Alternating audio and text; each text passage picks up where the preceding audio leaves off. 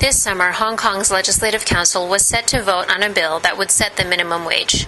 On July 1st, the day Hong Kong was handed back to China's rule, migrant organizations used that day to demand to the Hong Kong government to recognize domestic work as work and to include foreign domestic helpers in the statutory minimum wage.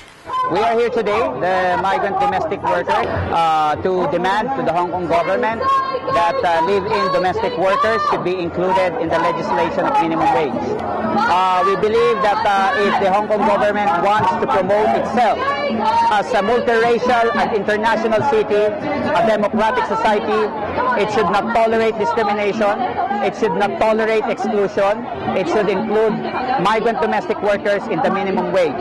It should include the live-in domestic workers in the minimum wage. Overseas Filipino workers are joining the locals so that we can be included in the minimum wage law. Well, I'm here because I'm in solidarity for the workers who are struggling for minimum wage here in Hong Kong. I also support the migrant workers who are also fighting for inclusion to the minimum wage here among the workers in Hong Kong. If the resources, if the wage, if the benefits are not, trickling down to those who are on the lowest strata of the society, how can this place claim that there is democracy?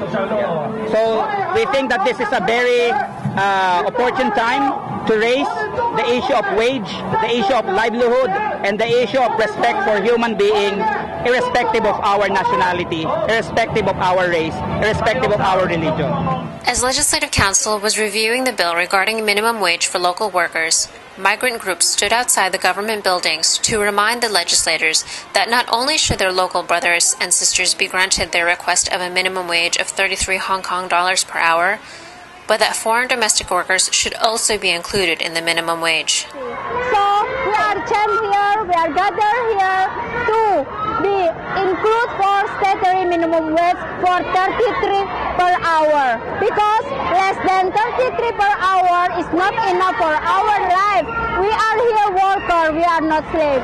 So right now, members of the Asian Migrants Coordinating Body are holding a protest action to denounce the decision of the Hong Kong government to exclude foreign domestic workers in the legislation of minimum wage in Hong Kong.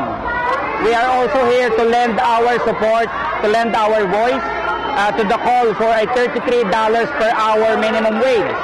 The workers are clamoring for not less than $33 per hour wage, but the government wants to bring it down to a slave wage of about 20 Hong Kong dollars.